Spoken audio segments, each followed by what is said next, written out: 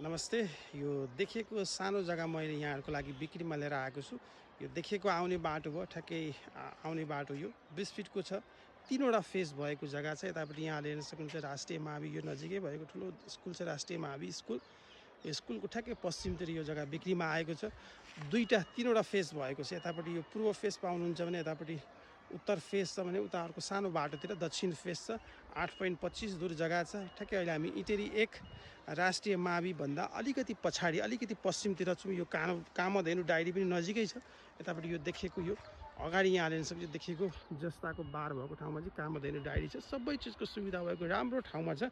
3वटा phase भएको जग्गा छ। यो देखिएको यतापट्टि यो सिमाना भयो, एकदम पर्फेक्ट लोकेसनमा छ। थोरै वरिपरिको लोकेसन पनि यहाँलाई घुमाएर देखाइदिउँ म। यो राष्ट्रिय मावि भयो, नजिकै राम्रो बस्ती बसोबास भएको एरियामा छ। राम्रो रेजिडेन्सी एरिया हो। वरिपरिको लोकेसन यहाँले हेर्न सक्नुहुन्छ। म सबैतिर घुमाएर देखाउँदैछु है त। राम्रो पर्फेक्ट लोकेसनमा छ। 3वटा फेज भएको जग्गा छ। ठ्याक्कै यो देखेको जग्गा हो। यदि यहाँहरू इन्ट्रेस्टेड हुनुहुन्छ यसको पुरा भिडियो हेर्न चाहनुहुन्छ भने real estate Nepal Bhuwan Thapa YouTube channel गएर पुरा भिडियो डिटेल्स कन्ट्याक्ट प्राइस सब पाउन सक्नुहुन्छ। थ्याङ्क यू, धन्यवाद।